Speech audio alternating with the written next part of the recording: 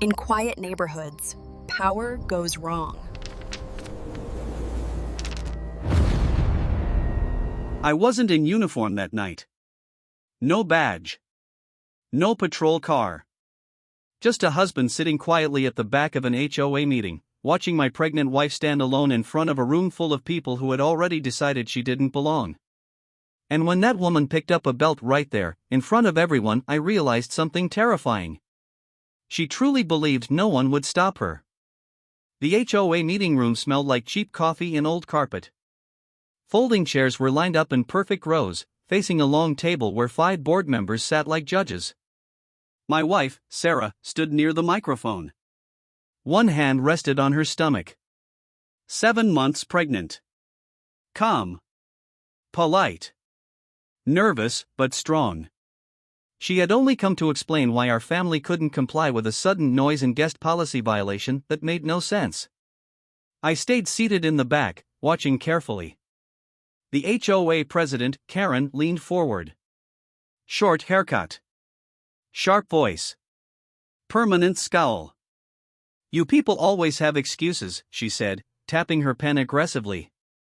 Sarah swallowed. "We're not refusing the rules. We just need time. I'm due in." Karen cut her off. "I don't care about your personal situation."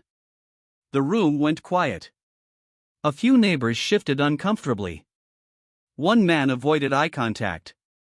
Karen stood up. "You think being pregnant makes you special?" Sarah's face flushed, but her voice stayed steady. "No. I think it means I deserve basic respect." That's when Karen laughed. Not nervous. Not awkward. Cruel. Karen reached down beside her chair. I didn't understand why at first. Then I saw it. A leather belt. Thick. Heavy. She held it up like it proved a point. "This is what discipline looks like," she snapped. Someone whispered, "Is she serious?" I stood halfway out of my chair. Sarah took a step back. "This meeting is out of order," a board member muttered. Karen ignored him. "You people only learn when consequences hurt," she said. Her arm moved. Not fast. Not dramatic. Just deliberate. I don't remember crossing the room. Only the sound of chairs scraping. A gasp. Sarah cried out, not in pain, but shock. The belt never landed again. Because my hand caught it midair. The room froze. Karen looked at me like I had broken some sacred rule. "Who do you think you are?" she hissed.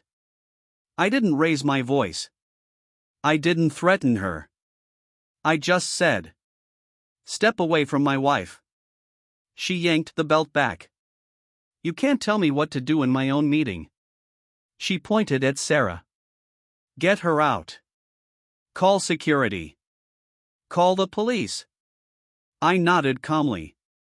"Yes," I said. "Call them." Karen smirked. She thought she'd won. I guided Sarah to a chair. She was shaking. Not injured, but frightened. I knelt in front of her. "You okay?" I asked quietly. She nodded. The room watched in stunned silence. Phones came out. Someone started recording. Karen slammed her palm on the table. "You're banned from this property." She turned to the crowd. "This is what happens when we let people think rules don't apply." Her voice echoed. But no one clapped. No one agreed. Someone finally dialed 911.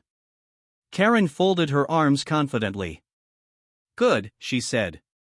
"I'll explain everything." I stayed quiet. Because explanations were coming. Just not from her. Sirens grew closer. Karen straightened her jacket. Smoothed her hair.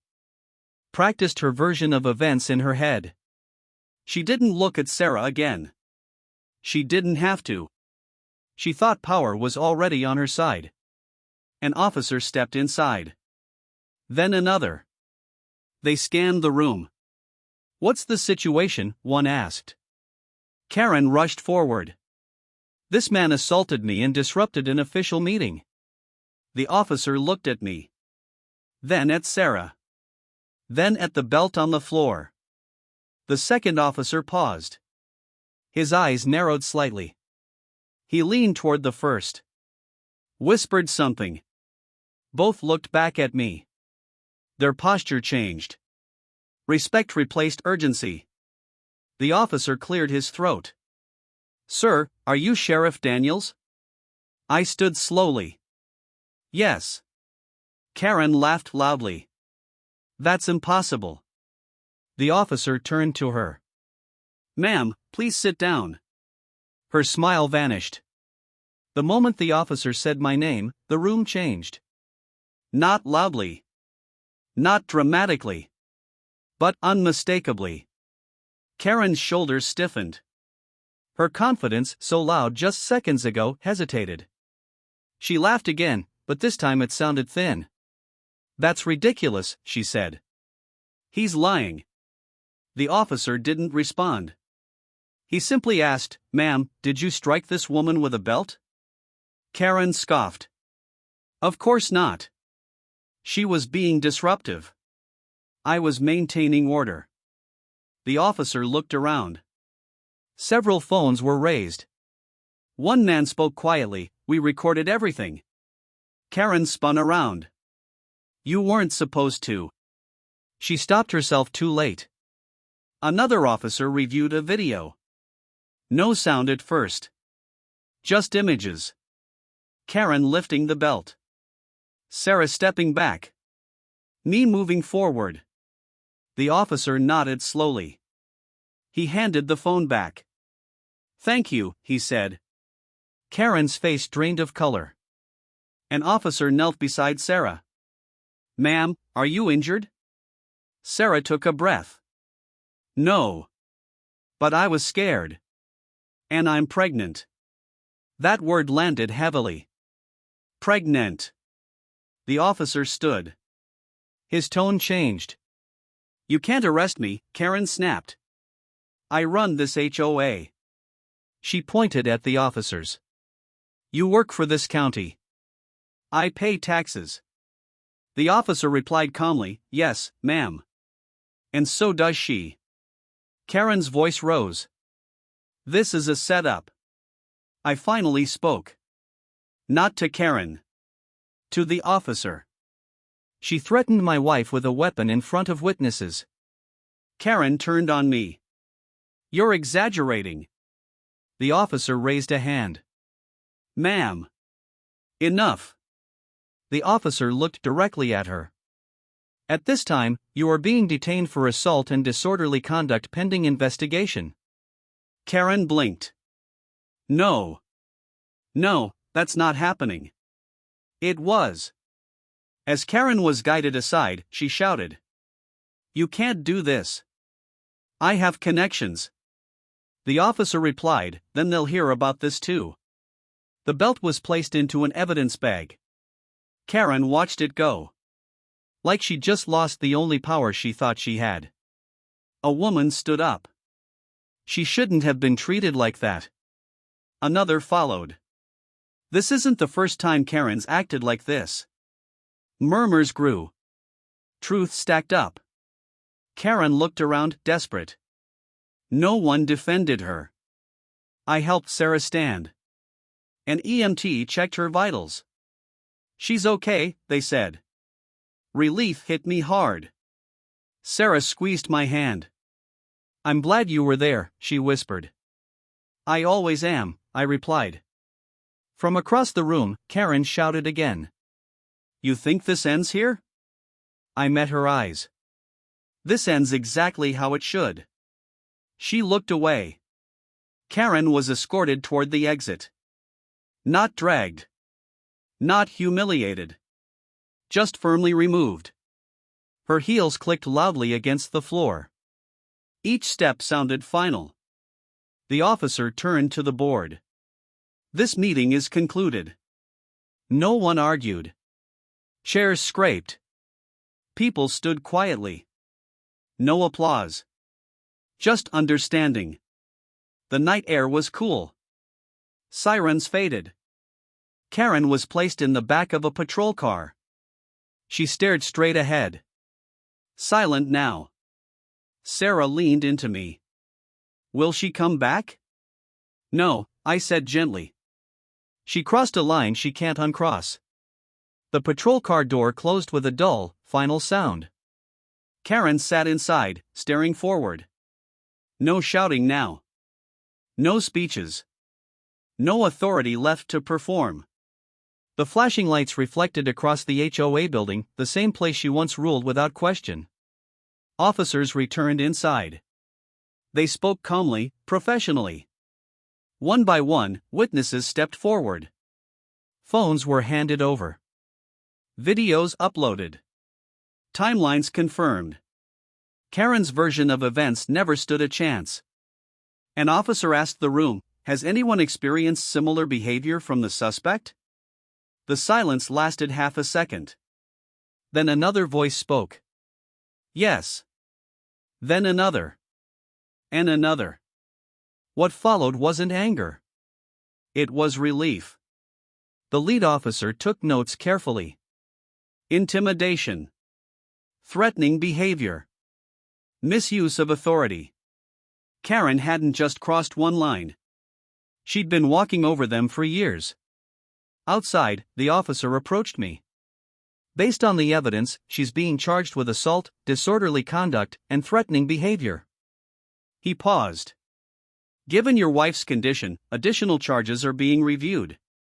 Sarah closed her eyes briefly. Not from fear. From release. Karen's phone was handed to her through the car window. You may contact an attorney, the officer said. She nodded numbly. Her HOA position? Suspended effective immediately. Her authority? Gone. Inside the building, the remaining board members gathered. No raised voices. Just shame. One of them said quietly, "We failed to stop this." Another replied, "Then we fix it." The meeting minutes were rewritten truthfully, this time. An EMT checked Sarah again. Vitals are stable. No signs of injury. I exhaled deeply for the first time all night. The baby was fine. That was all that mattered. As the patrol car pulled away, Karen glanced toward the building. Toward the people who no longer feared her. Toward the power she thought was permanent. She didn't wave. She didn't speak. She just looked small. A deputy approached me. "Sir, do you want us to escort you home?" I shook my head. "Tonight, I'm just a husband." He nodded with understanding. The car ride was quiet. Streetlights passed rhythmically. Sarah rested her hand on her stomach. "I didn't think anyone would stop her," she said softly. I reached over and held her hand. They always do. Eventually. By morning, the story had spread. Not with exaggeration. With facts. An HOA official arrested. Video evidence confirmed. Charges pending. Karen's name appeared not as a leader, but as a warning. The HOA issued a formal apology. Policies were rewritten. Mandatory conduct training announced. People who had stayed silent before now spoke openly. Fear had been replaced with clarity. Power isn't volume. Authority isn't cruelty. And leadership isn't intimidation. That lesson didn't come from me. It came from consequences. That night, Sarah rested peacefully. The house was quiet. Safe. I stood in the doorway, watching her breathe steadily. Nothing else mattered. Some people believe they can hide behind titles. Others think rules bend for them. But the law doesn't care who you pretend to be. It only cares what you do. Karen learned that. In a room full of witnesses she never expected. You don't need a badge to deserve protection. You don't need power to deserve respect. And no one, no matter how loud, gets to hurt others without answering for it.